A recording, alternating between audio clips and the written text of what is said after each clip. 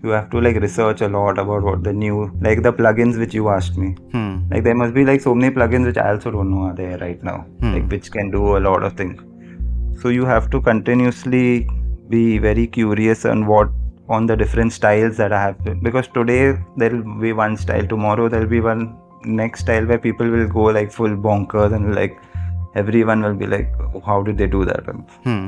So you should have a very good eye on new styles, new projects happening in the industries. Do a lot of references, do a lot of R&D to see what happens with this software, what happens with that software.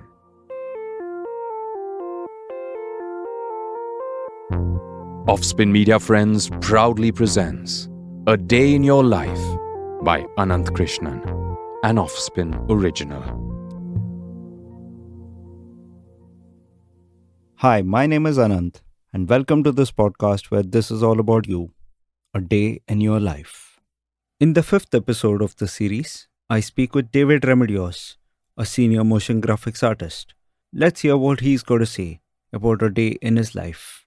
Hi, David. Good evening. Hi Anant, good evening. How have you been? I'm good, yeah. How are you? I'm good, David. Thank you for asking. So, here we are, talking about a day in the life of a motion graphics artist. Yes. David, could you tell me a little about yourself, where you were born and raised? So I've born and brought up in Mumbai only, like a proper Bombay boy. Mm-hmm. Yeah, I've like studied here. I've done all my schoolings here, all my higher educations here. Okay. Mostly all my life has been, my professional life and my personal life both have been in Mumbai only. Okay. Since you have an animation background and are now working in the motion graphics industry, did you specialize in anything? The course was a 3-year whole-fledged course where in the first 2 years they taught you the basics of like art and all that. Okay. And the second year was more about computer generated graphics. And in the third year, then you could select your major and you could develop that skill. Okay.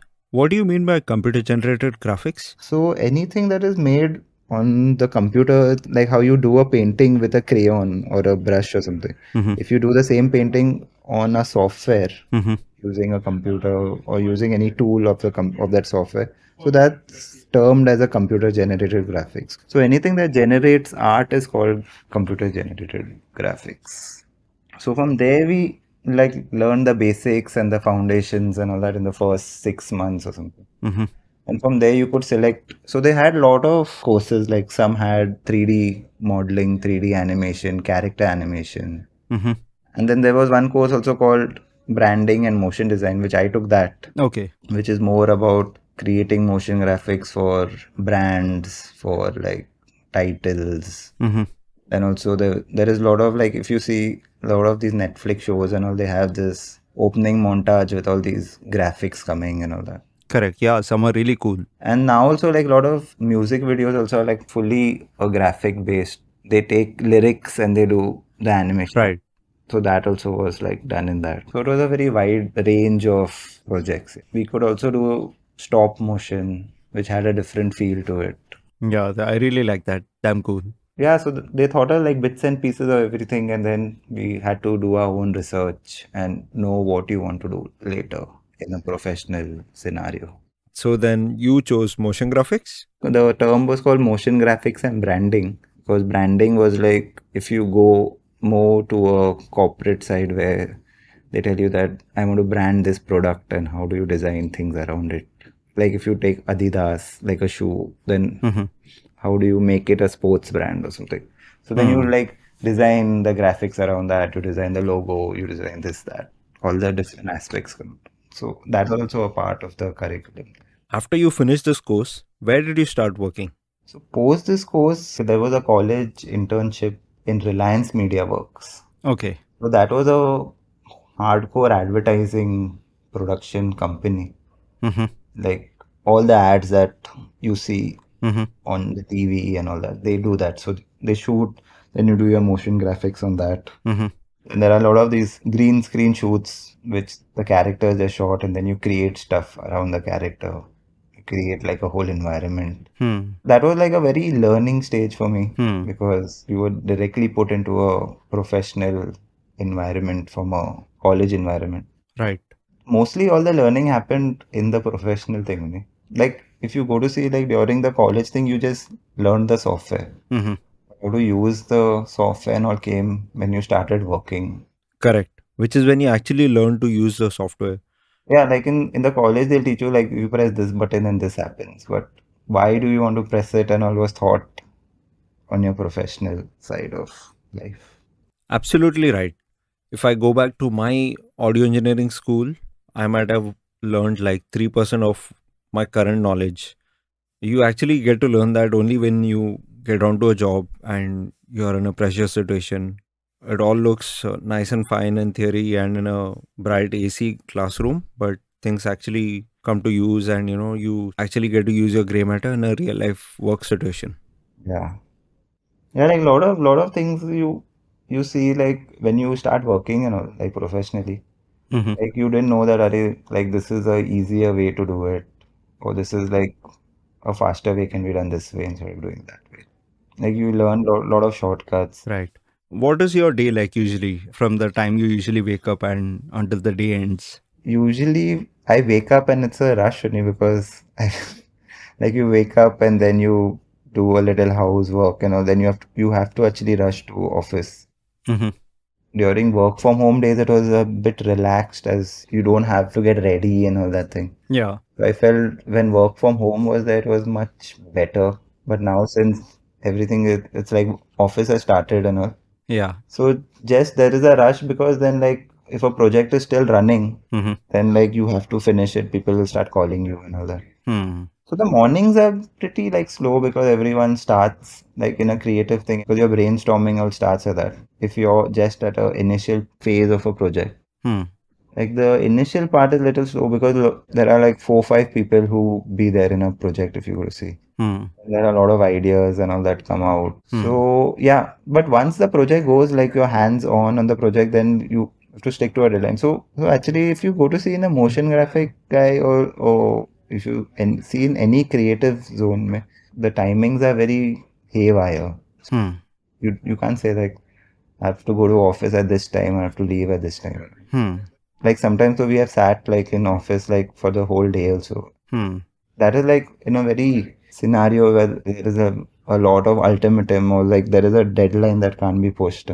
But you get used to it. Like for the first 2 years, you think that it's very like tough.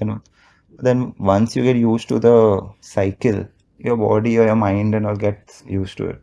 Once we come to office and all, then if there is a project going on, we have to finish it. So just like you come, start working, Hmm. and you try to finish your project so that you can start the next one. Right. Recently, I was working on this project where the project got over like in 2 days, but and then next day you have to start another project. So Hmm. there was no rest and all, there was no break. So Hmm. you just start something, and if you have like a gap and all, then you can like chill between Correct. 2 projects, get your time, relax. Yeah. So there are like up and downs and all. Sometimes it's like a very fast situation. Sometimes it's like very slow. Hmm. And also like in channels, there are like certain like some months where like you see summers are a very high point for everyone because of summer vacations and this everyone is like hooked on TV Yeah. and if you see during the winters they say that there is a drop and also that time like there is a less of content consumed Hmm. by the audience. So there you can get some breaks. And so it's a very like the graph is very like up and down. Yeah, I get it. Totally get it.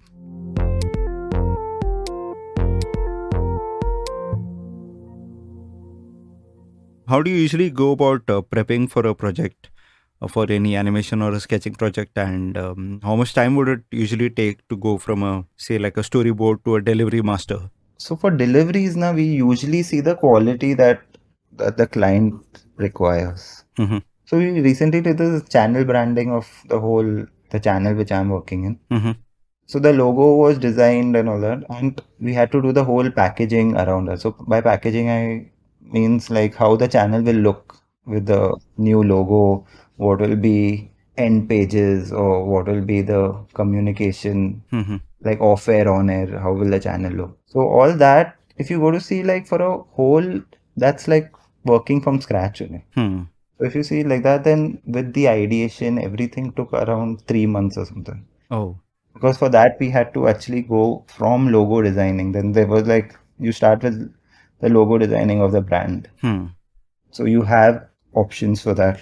If from those options something gets selected, it's good. If it doesn't get selected, then you have to rework. Then you have to make something called like a mood board, where what are the first like adjectives that come to your head when you talk about this brand.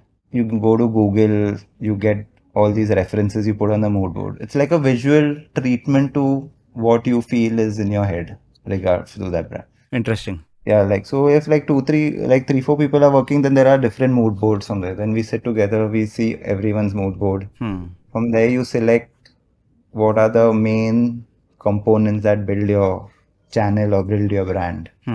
From there, then you get into designing of what are the colors of the channel, what will be the elements that you want to use. Then like brand idents are there, which are on your key values of your channels, you make idents on that. Correct. You know, your colors and other things. So now currently I'm working for a kids channel. The whole thing was like how every kid is different in his own way.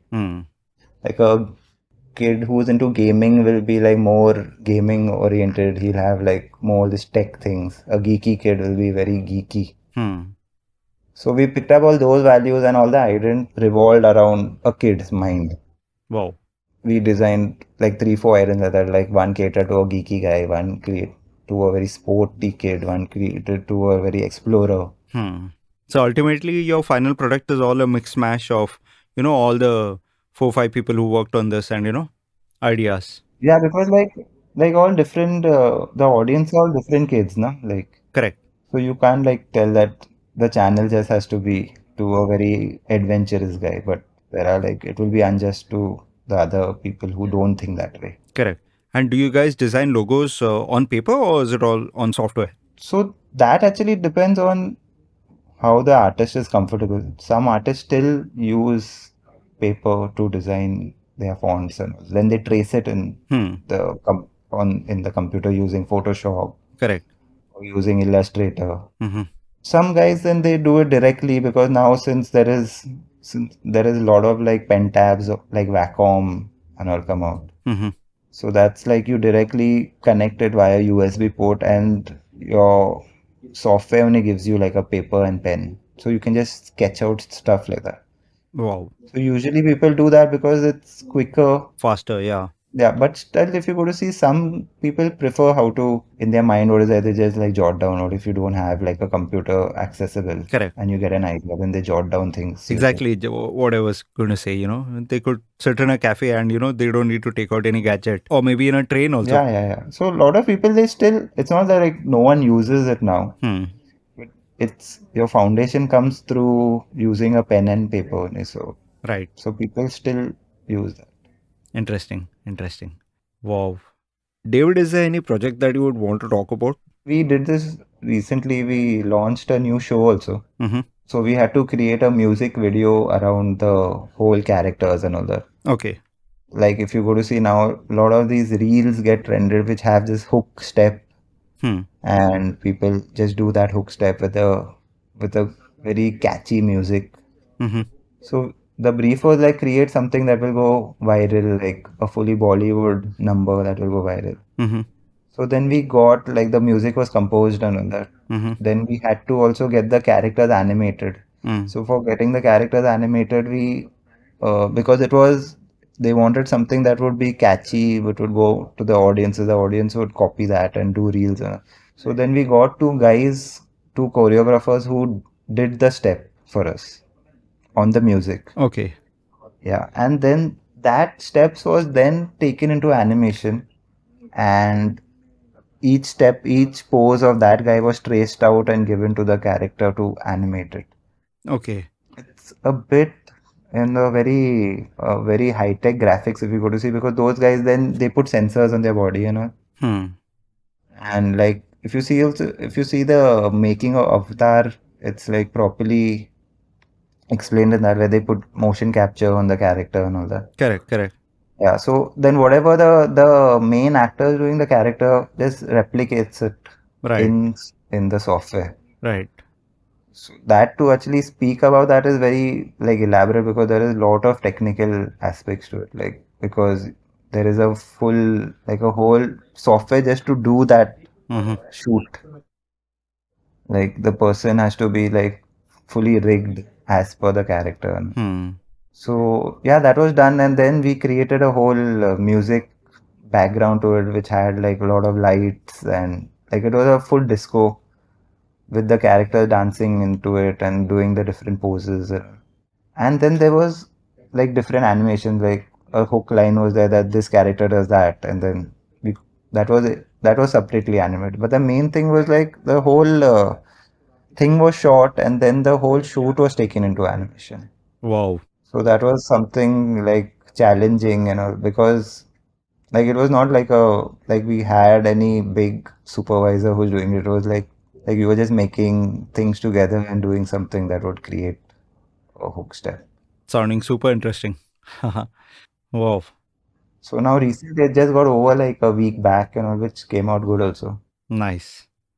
Yeah, so that was a bit challenging thing because like if you go to see more than creative and more than like softwares and all that, you need like a person should be very technically sound in these things because if the place where you get stuck, then you can't like do a lot of, then you have to sit and doing a lot of research behind the software, which will be because once you get into the researching thing, the first of all there is a limited time that is given to you to deliver this thing, Right. and research takes a lot of time to Yeah. research a thing. And if you go to see like a person from a non-creative on like me and you will understand like where we are stuck, but if you see like the client will not understand. He'll be say they just do it and give it to me fast. Yeah, exactly. Which is So why they ask for references.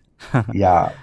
So Yeah. then it becomes very tedious. Like if you get stuck somewhere, Yeah. if you so you need like a bit experience. So we hired a experienced guy in the team who knew the software. So basically, it's called motion capture.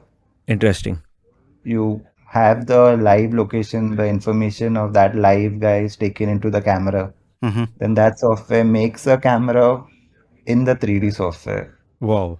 that imitates wherever the points or the on the body they say they put the points on that. It imitates the character imitates that. Then you smooth it out enough in the animation studio.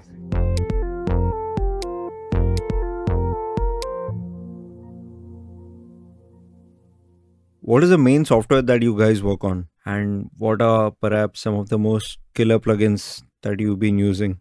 The main software now, the most in software which you're going to see is Cinema 4D because you can link it to different softwares, Okay. and it has a more advanced. Like for me, it's a bit, but people might disagree and all. But I feel it's more like user friendly and it has a very quirky effects and all. You get all these liquid effects, you get all these blobby things and all you can create. So we use Cinema 4D, 3D Max, and the main software to put everything together is After Effects, Photoshop, or something. So different artists have different preferences in plugins because, like I said, now there is no like one way to do things. Like there can be like n number of ways to give an output. Correct. Yeah. So I use basically this. There is this called Red Giant Trapcode, which is a very good software which you can do a lot of particle works or dynamics in that. And like I avoid a lot of plugins because first of all it gets very heavy when you render stuff out. So if you can like do things in like they say you do things in different passes and then you compose it in After Effects instead of doing everything in one software. Got it. Like bits and pieces, and you Yeah. take it to the final compositing software and then work it out there. Correct. So yeah, because then like the machine also like if you want to do something very high end, and one frame is taking at least 4 minutes of yours to render. Oh man. Which yeah, if you're like rendering a 30-second animation will be like almost a long time. So you do it in bits and pieces, it will be faster. Like every second will render. So different like guys have different preferences, yeah, and plugins and especially you have to buy these plugins. So also like you get it or you don't get it and all that. So Are these plugins for outright sale or are they also in a subscription kind of model? No. So every plugin is a different developer, so you have to purchase it. Okay, that brings me to my last question, David. What advice would you have for upcoming motion graphic artists? Basically, you have to be very curious in what you want. You have to like research a lot about what the new, like the plugins which you asked me. Like there must be like so many plugins which I also don't know are there right now, like which can do a lot of things. So you have to continuously be very curious on the different styles that I have, because today there will be one style, tomorrow there will be one next style where people will go like full bonkers and like everyone will be like, oh, how did they do that? So you should have a very good eye on new styles, new projects happening in the industries. Do a lot of references, do a lot of R&D to see what happens with this software, what happens with that software. And yeah, you should like test your creativity to the fullest, because in a professional thing is like how you only, like no one will come to teach you. Like you just have to like go out there, go full outright. There are a lot of these courses that people talk about their experiences, or if you go to YouTube, you can check out all the behind the scenes of all this. So there are a lot of like, so you do a lot of referencing, do a lot of R&D on what you want to do. You like get, like if you sit in front of the software just to think what to do next, you'll be wasting a lot of time. The learning never stops. Keep learning. Correct. Because like what you learn in the college is very like practical, like not, I can't say practical. It's because see, in a creative field, there's no like theory or something. It's more about practical. So the more you learn or the more you research, the more you gain, like build your knowledge will be better. Absolutely. And then you get your own style also from that. Like a lot of motion graphics guys, they have their own style. So that's why you're different from the another person. Otherwise, like everyone would be doing the same thing. Right. If you build your one style and you have that style, then all like clients will come to you just for your style. Correct. All right. This was a nice small chat, David. Thank you for doing this. Thanks, Anant. You just heard A Day in Your Life, an Offspin original, created and produced by Anant Krishnan. This show is live and available on Spotify, Apple Podcasts, Audible, Amazon Music, Saavn, Gaana, Wink, and every other place we thought hosted podcasts. Give the Offspin team a like, maybe a subscribe on their Instagram page, and be in touch. We love hearing from you. Keep listening to content from Offspin Media Friends, and keep glistening.